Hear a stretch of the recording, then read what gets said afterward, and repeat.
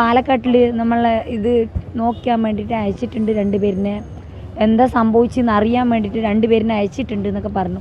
അപ്പോൾ അവർ പറയുന്നത് ഇപ്പോൾ അതിലൊന്നും ഒരു ഇതില്ല, ഇത് സാഹചര്യം കൊണ്ട് ഉണ്ടാവുമെന്നാണ് അവർ പറയുന്നത്.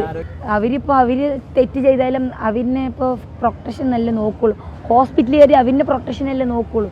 ഞങ്ങൾക്കിപ്പോൾ എന്താണെന്ന് പറഞ്ഞാൽ ഞങ്ങൾക്കിപ്പോൾ ചോദിക്കാനും പറയാൻ ആരും ഒന്നും ഇല്ല. ഇപ്പം ഇപ്പോൾ പറയുകയാണെങ്കിൽ ഞങ്ങൾ പാവപ്പെട്ടായിരുന്നു, ഞങ്ങൾക്ക് എന്ത് സംഭവിച്ചാലും ആരും ചോദിക്കാനും പറയാനില്ല അവർക്ക്. അവർ വലിയ ഉദ്യോഗസ്ഥരല്ലേ, പണിയും ജോലിയൊക്കെ ഉള്ളവരല്ലേ. അപ്പോൾ അവൻ്റെ പ്രൊട്ടക്ഷനെ നോക്കുള്ളൂ, അവൻ്റെ ഹോസ്പിറ്റലിലുള്ള പ്രൊട്ടക്ഷനെ നോക്കുകയുള്ളൂ. കാരണം അവൻ്റെ ഹോസ്പിറ്റലിൽ ഇങ്ങനെ ഒരു പരാതി ഉണ്ടെന്ന് അറിഞ്ഞാൽ അവർക്ക് മോശമല്ലേ, ഉദ്യോഗസ്ഥർക്ക് മോശമല്ലേ.